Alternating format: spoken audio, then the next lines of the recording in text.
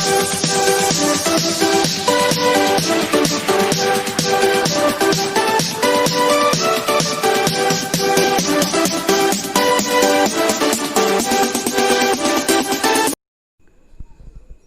Dear students, मैं राममूर्ति मौर्य स्वागत करता हूं आपका अपने YouTube channel Adarsh institute of English में। जैसा कि आपको पता है, अभी जो आपका क्लास 12 का लेसन चल रहा है वुमेन्स एजुकेशन, जिसके लिए लिखा है एस राधा कृष्णन ने, इस लेसन का पार्ट 1 और पार्ट 2 ये दोनों करा दिए हैं। आज की जो वीडियो है उस वीडियो में इसका जो लास्ट पार्ट है 3 उसे कवर करेंगे।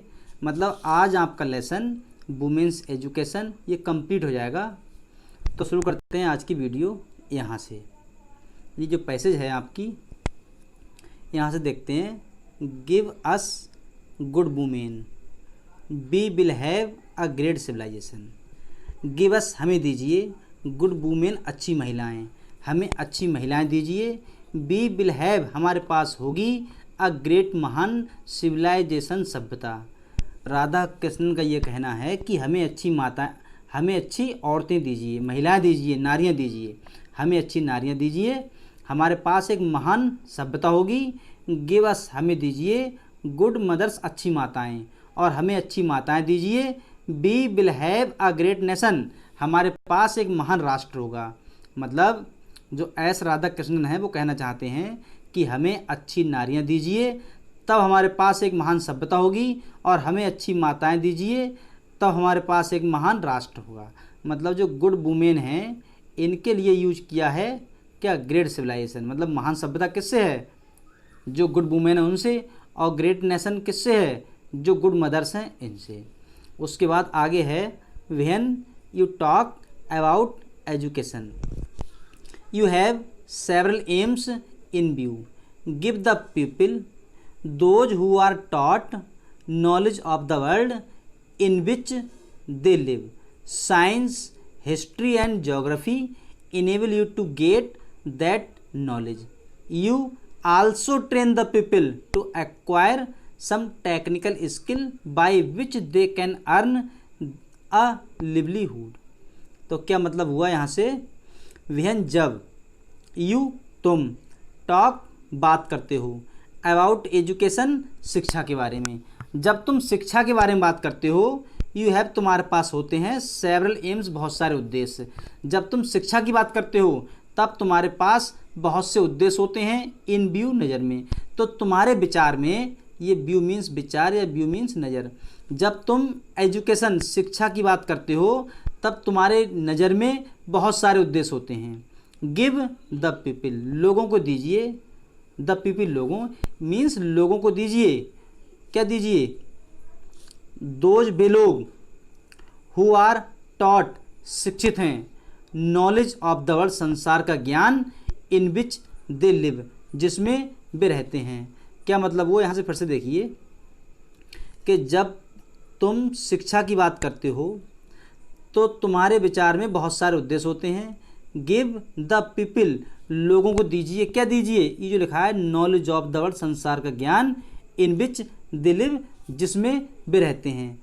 दोज हु आर टॉट जिन्हें सिखाया जाता है, मतलब लोगों को दीजिए जिन्हें सिखाया जाता है, उस संसार का ज्ञान दीजिए जिस संसार में वे रहते हैं। साइंस विज्ञान, हिस्ट्री इतिहास एंड ज्योग्राफी भूगोल, विज्ञान इतिहास और भूगोल, विज्ञान इतिहास और भूगोल इनेबल सक्षम बनाते हैं, योग्य बनाते हैं, यू आपके लिए, टू गेट दैट नॉलेज उस ज्ञान को प्राप्त करने में।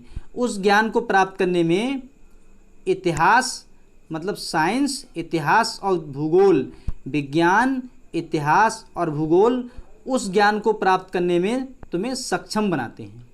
यू आल्सो ट्रेन, यू तुम, आल्सो भी ट्रेन सिखाते हो, द पीपल लोगों को, मतलब तुम भी लोगों को सिखाओ, टू एक्वायर प्राप्त करने के लिए, सम कुछ टेक्निकल तकनीकी स्किल कौशल कुशलता, मतलब तुम भी लोगों को कुछ तकनीकी कुशलता प्राप्त करना सिखाओ।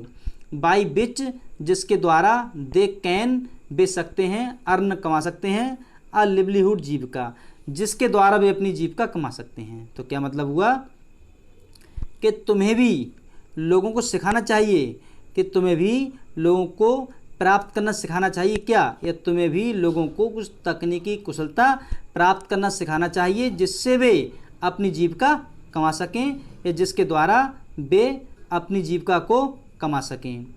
These are still accepted, these are still accepted the world over as the objects of education. These ये आर स्टिल अब भी एक्सेप्टेड स्वीकार किए जाते हैं, ये अब भी स्वीकार किए जाते हैं द वर्ल्ड ओवर पूरे संसार में, ये पूरे संसार में अब भी स्वीकार किए जाते हैं एज जैसे कि द ऑब्जेक्ट्स उद्देश्य ऑफ एजुकेशन शिक्षा, यानी ये अब भी शिक्षा के उद्देश्य के रूप में स्वीकार किए जाते हैं। नॉलेज ऑफ द वर्ल्ड संसार का ज्ञान, इन विच यू लिव जिसमें तुम रहते हो, यानी संसार का ज्ञान जिस संसार में तुम रहते हो, एंड टेक्निकल स्किल और तकनीकी कुशलता, वाई विच जिसके द्वारा यू कैन अर्न तुम कमा सकते हो, अ लिवलीहुड एक जीविका। मतलब फिर से देखते हैं यहाँ से, ये स्वीकार की जाते हैं या कह सकते हैं शिक्षा के उद्देश्य के रूप में ये पूरे संसार में स्वीकार किए जाते हैं। आगे है संसार का ज्ञान जिस संसार में तुम रहते हो, और तकनीकी कुशलता जिसके द्वारा तुम अपनी जीविका प्राप्त करते हो। वट लेकिन व्हाट क्या, इज है देयर स्पेसिफिक विशेष about the kind of education उस प्रकार की शिक्षा में क्या विशेष है, इम्पार्टेड दी जाती है इन द इंस्टीट्यूशन संस्थाओं में ऑफ आवर कंट्री हमारे देश की, लेकिन हमारे देश की संस्थाओं में जो शिक्षा में दी जाती है उसमें विशेषता क्या है या उसमें क्या विशेष है। We have heard that the chief purpose of education is not merely acquiring of skill or information but the initiation into a higher life, initiation into a world which transcends the world of space and time, though the latter informs the animates former। क्या मतलब हुआ इसका, we have heard, हमने, heard means सुना है, हमने सुना है, दैट की the chief purpose of education शिक्षा का मुख्य उद्देश्य, ऑफ एजुकेशन शिक्षा, हमने ये सुना है कि शिक्षा का मुख्य उद्देश्य इज है नॉट नहीं मेयरली केवल द एक्वायरिंग प्राप्त करें ऑफ स्किल कुशलता, हमने ये सुना है कि शिक्षा का उद्देश्य केवल ये नहीं है कि हम कुशलता प्राप्त करें और या इन्फॉर्मेशन सूचना, हमने ये सुना है कि शिक्षा का उद्देश्य केवल ये नहीं है कि हम कुशलता प्राप्त करें या सूचना प्राप्त करें, बट लेकिन द इनिटेशन इनटू हायर लाइफ, इनिटेशन प्रवेश करें, प्रवेश इनटू हायर लाइफ, बल्कि एक उच्च जीवन में हमारा प्रवेश हो। द इनिटेशन इनटू अ वर्ल्ड, एक ऐसे संसार में प्रवेश करें विच जो ट्रांसेंड्स द वर्ल्ड, संसार को आगे बढ़ाता है, स्पेस एंड टाइम, स्पेस आकाश है, अंतरिक्ष एंड टाइम समय, अंतरिक्ष और समय के संसार में हमें आगे बढ़ा सके। दो यद्यपि द लेटर बाद वाला इनफॉर्म सूचित करता है एंड एनिमेट्स द फॉर्मर, मतलब इस तरह से हम कह सकते हैं हमने ये सुना है कि शिक्षा का मुख्य उद्देश्य केवल इस कुशलता प्राप्त करना या सूचना प्राप्त करना नहीं है, बल्कि एक उच्च जीवन में प्रवेश करना है, एक ऐसे जीवन में प्रवेश करना या ऐसे संसार में प्रवेश करना जो इस संसार के या जो इस संसार में या कह सकते हैं आगे बढ़ाता है किसे, डबल संसार को, ऑफ स्पेस एंड टाइम, जो स्पेस और टाइम मतलब अंतरिक्ष या समय के संसार को आगे बढ़ाता है।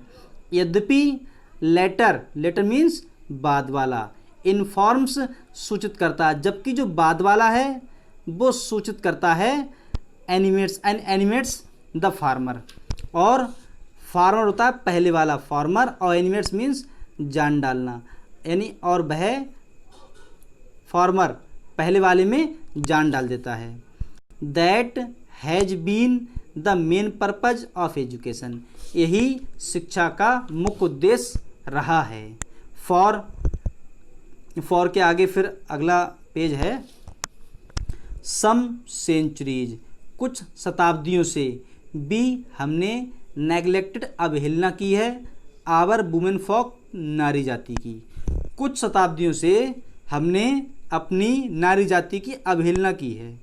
आवर ट्रेडिशन हमारी परंपरा, हाउएवर फिर भी, हैज़ बीन समव्हाट डिफरेंट कुछ अलग है, फिर भी हमारी परंपरा कुछ अलग है। आगे ये 4 लाइन का आपका श्लोक कह सकते हैं। और ये कौन सी भाषा में है? ये है संस्कृत भाषा में, जो मुझे बहुत कम आती है। ठीक है, तब मैं प्रयास करता हूँ पढ़ने का। लिखा है पुराकाल पेशु नारिनम मंदिरा वंदना निश्चितः अध्यापकना वेदनाम गायत्री बकानाम तथा। जो आपकी ये संस्कृत लिखी हुई है ये 4 लाइन्स की, इन्हीं 4 लाइन्स का अर्थ इसमें बताया गया है पूरा, तब भी इसे बता देता हूँ मैं। पुराकाल पेशु मतलब प्राचीन काल की बात है, नारिनम नारियों के लिए, मतलब प्राचीन काल की बात है जो नारियों के लिए है। मंदिरा यानी मंदिर, वंदना वंदना, निश्चित निश्चित मतलब प्राचीन काल की बात है, हमारी नारियों के लिए मंदिर में वंदना करने का अधिकार प्राप्त था। अध्यापकना मतलब अध्याय करती थी वेदों का, गायत्री वंदनम तथा मतलब वे मंदिरों में गायत्री मंत्र का जाप भी किया करती थी। ये तो मैंने ऐसे बता दिया, इसके नीचे और दिया है, इसी का अर्थ है इन एंशिएंट टाइम परचीन समय में आवर वुमेन हमारी नारियां हैड रखती थी द सेरेमनी रीति रिवाज ऑफ उपनयन, उपनयन के परफॉर्म किए जाते थे फॉर देम उनके लिए। क्या मतलब हुआ? प्राचीन समय में हमारी नारियां कुछ रस्म रखती थीं और ये उन्हीं के लिए परफॉर्म किए जाते थे, ये रस्म उन्हीं के लिए किए जाते थे। किन के लिए? हमारी महिलाओं के लिए।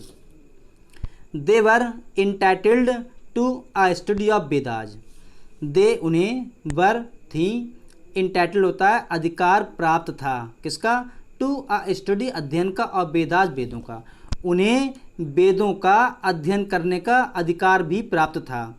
दे वर आल्सो इंटाइटल्ड उन्हें यह भी अधिकार था टू द चैंटिंग भजन करने का ऑफ द गायत्री जाप, गायत्री जाप उन्हें गायत्री जाप का भजन करने का भी अधिकार प्राप्त था। All these things were open to our women, all these things ये सारी वस्तुएं, यहाँ वस्तुओं का मतलब क्या हुआ? इन वस्तुओं का मतलब है अधिकार। तो क्या मतलब हुआ? ये सारे अधिकार वर ओपन खुले हुए थे टू आवर वुमेन हमारी नारियों के लिए, ये सारे अधिकार हमारी नारियों के लिए खुले हुए थे। कौन कौन से?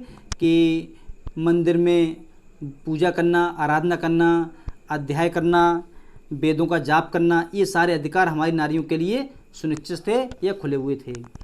बट लेकिन आवर सिविलाइजेशन हमारी सभ्यता बीकेम अरेस्टेड, अरेस्टेड में जकड़ गई, लेकिन हमारी सभ्यता जकड़ गई।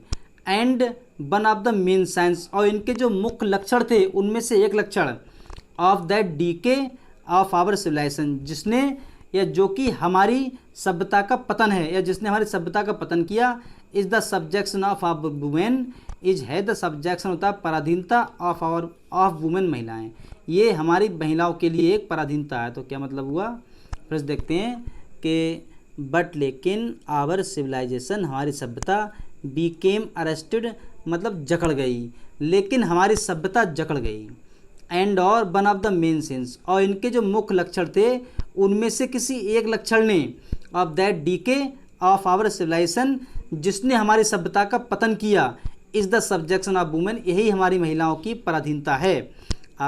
इसके बाद लास्ट में है आफ्टर इंडिपेंडेंस, स्वतंत्रता के बाद में through the एक्सर्शंस of Mahatma Gandhi, Mahatma Gandhi के प्रयासों के द्वारा अ रिवोल्यूशन, एक क्रांति हैज़ बीन इफेक्टेड प्रभावित हुई इन आवर कंट्री, हमारे देश में। स्वतंत्रता के बाद में महात्मा गांधी के भरसक प्रयासों के द्वारा हमारे देश में क्रांति प्रभावित हुई या एक क्रांति हुई। And our women were coming into their own, तब से हमारी महिलाएं या उनके में कह सकते हैं हमारी महिलाओं में सुधार आया। ये था आपका lesson women's education, women's education, जैसे कि लिखा था एस राधाकृष्णन ने। या आज आपका लेसन कंप्लीट हो चुका है। उसके बाद जो आपकी नेक्स्ट वीडियो होगी वो इसकी explanations means reference context explanation, जो मोस्ट इम्पॉर्टेंट वाली पैसेज हैं उनके। उसके बाद में इसके शॉर्ट क्वेश्चंस।